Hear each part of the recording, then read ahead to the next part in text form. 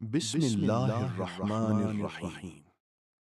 پچھلے حصے میں ہم نے رسول اللہ صلی اللہ علیہ وسلم کی مبارک ولادت اور بچپن کی ابتدائی برکتوں کا ذکر کیا، اور یہ بھی جانا کہ حضرت حلیمہ سعدیہ رضی اللہ عنہا کے گھر آپ کی آمد سے کیسے خیر اور برکت نازل ہوئی۔ مگر اسی بچپن میں ایک ایسا حیرت انگیز واقعہ پیش آیا جس نے سب کو حیران کر دیا۔ یہ تھا شق صدر کا واقعہ۔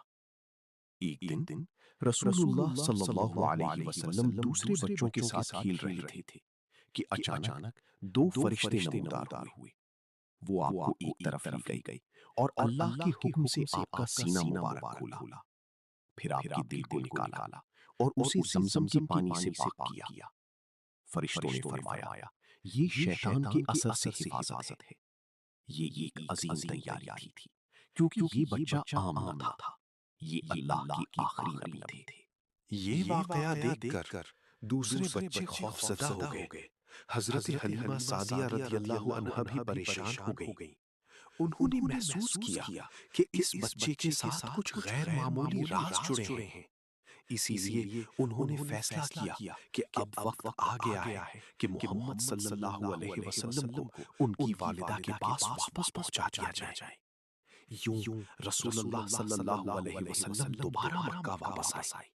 حضرت آمنہ رضی اللہ عنہا اپنے لخت جگر کو دوبارہ پا کر بہت خوش ہوئی، لیکن یہ خوشی زیادہ دیر قائم نہ رہ سکی۔ کچھ عرصے بعد حضرت آمنہ نے مدینہ جانے کا ارادہ کیا۔ وہ اپنی بیٹی محمد صلی اللہ علیہ وسلم کو ساتھ لے کر روانہ ہوئی تاکہ اپنے مرحوم شوہر حضرت عبداللہ کی یادگار جگہوں کو دیکھ سکیں اور اپنے عزیزوں سے ملاقات کریں۔ یہ سفر مکمل ہوا اور واپسی کا وقت آیا، مگر راستے میں ایک مقام پر جسے اب وا کہا جاتا ہے، حضرت آمنہ شدید بیمار ہو گئیں، اور پھر وہ لمحہ آ گیا جس نے ایک ننھے بچے کے دل پر گہرا اثر چھوڑا۔ رسول اللہ صلی اللہ علیہ وسلم صرف 6 سال کے تھے جب آپ کی والدہ دنیا سے رخصت ہو گئیں۔ سوچئے، ایک بچہ جو پہلے ہی والد کے سائے سے محروم تھا، اب ماں کی شفقت سے بھی محروم ہو گیا۔ یہ کتنا بڑا امتحان تھا، مگر اللہ اپنے محبوب کو خود سنبھال رہے تھے۔ آپ کو واپس مکہ لایا گیا اور اب آپ کی کفالت آپ کے دادا حضرت عبد المطلب نے سنبھالی۔ عبد المطلب آپ سے بے حد محبت کرتے تھے۔ وہ جانتے تھے کہ یہ بچہ عام نہیں۔ جب وہ کعبہ کے پاس بیٹھتے تو محمد صلی اللہ علیہ وسلم کو اپنے قریب بٹھاتے۔ لوگ احتراماً ان کی جگہ کے قریب نہ بیٹھتے، مگر اس بچے کو وہ خود اپنے پاس جگہ دیتے۔ ان کے دل میں آپ کے لیے خاص محبت تھی، مگر آزمائش ابھی ختم نہ ہوئی تھی۔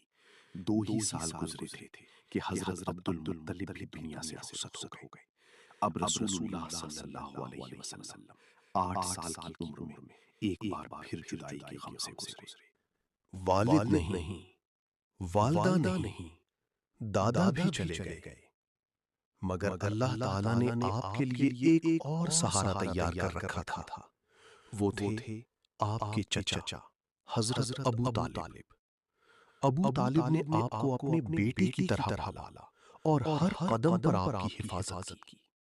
یہی وہ وقت تھا جب محمد صلی اللہ علیہ وسلم کی زندگی ایک نئے مرحلے میں داخل ہو رہی تھی، بچپن سے جوانی کی طرف اور ایک عظیم مستقبل کی تیاری کی طرف۔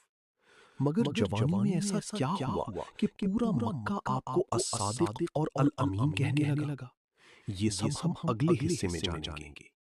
5واں حصہ دیکھنے کے لیے ہمارے چینل سکون قلب آفیشیل کے ساتھ جڑے رہیں۔